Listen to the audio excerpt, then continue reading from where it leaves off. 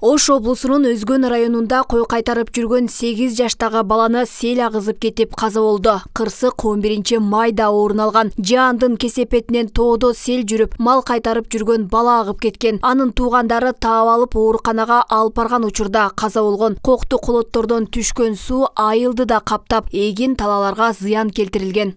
Башагайын тургуну 2013-жылы туулган. Жаш бала кой кайтарып жүргөн деген чоң энесинин айтышы боюнча.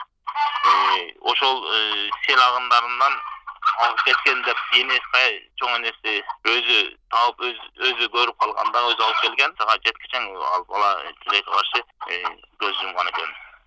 Ал эми бул жерде тартылган күчтөр ошол номер 5-жол телей мекемесинен тиешелүү инженерлик техникалар, автожүктөгүч грейдерлер, экскаваторлор тартылып, кооптулукту жоюу үчүн иш-чара уюштурушту.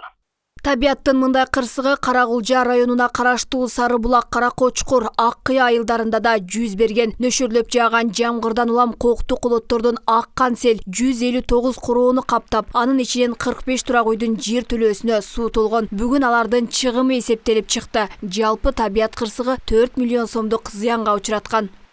Подворный обход жасап чыгып, 4,5 миллиондон 5 миллионго чейин чыгым келтирилген.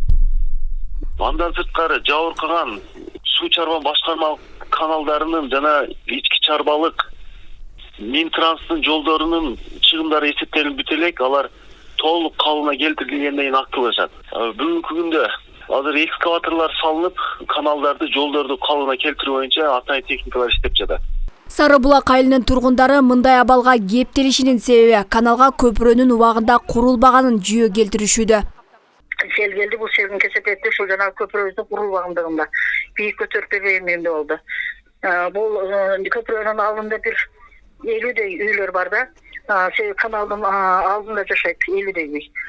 Ушул каналыбыз толуп ашып кетип, ошо көпүрөнүн кесепетинен. Мына ушул неге тушар болдук. МЧС министри келип көрүп, алар проект жазгыла деген, проект жазганбыз, проект уже алардын менесинде турат, азыр көзөмөлүндө турат. Акча которулуп баарын жөнөткөнбүз. Эгерде дагы каражатыбыз жок, каражатыбыз келсе куруп беребиз деген убадалар болгон. Деген менен өзгөчө кырдаалдар министрлигинин аймактагы жетекчиси каналга көпүрө курууга болбойт экендигин айтат. Анткени ал жер сел ташкыны түшүү кооптулугу бар аймак болуп эсептелинип, кызыл зонага кирген. Ал жерге МЧС көпүрө салсын деген ол милдеттенме МЧС алган эмес. Ал жакка жашагаткан 14 үй бүлө красный зонага самовольный үй салып алышкан биринчиден. Анан кийин көпүрө салынган ченде дагы ал жерде бул келген сел агындыга туруштук эч кандай гидро курулма туруштук бербейт болчу. Ол көпүрөдө гана маселе эмес ол жердечи. Мындай көрүнүш Жалал-Абад облусунун Сузак районунда да орун алып, Үлгү айылындагы үйлөрдү суу каптаган. Бул кырдаалга Жалал-Абад маданият жол курулушунун убагында бүткөрүлбөгөндүгү себеп болгондугу айтылууда. Кичине ущерб болуп калды. Бул эми ушул Азверт компаниянын именно ошолорду күнөөсү аркылуу болду. Себеби булар графиги жылып кетип, мостту былтыркы жылы өз апрелде бүтө турган графиги бар эле. Өздөрүнүн чисто өзүнүн разборкасы менен алар ушул күнгө чейин бүтүрбөй келишкен. Биз буларга письменный предупреждение бергенбиз.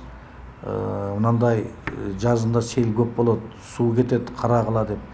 Мындан сырткары Өзгөн, Алай райондорунда да сел ташкыны орун алып, эгин талааларда, жолдорду суу каптаган. Учурда Ош облусунун аймагындагы сел ташкынынан келтирилген чыгымдар жарандык коргоо комиссиясынын негизинде такталып жатат. Алмагүл Эркебай кызы, Мирзат Нуманов, 7 канал, Ош.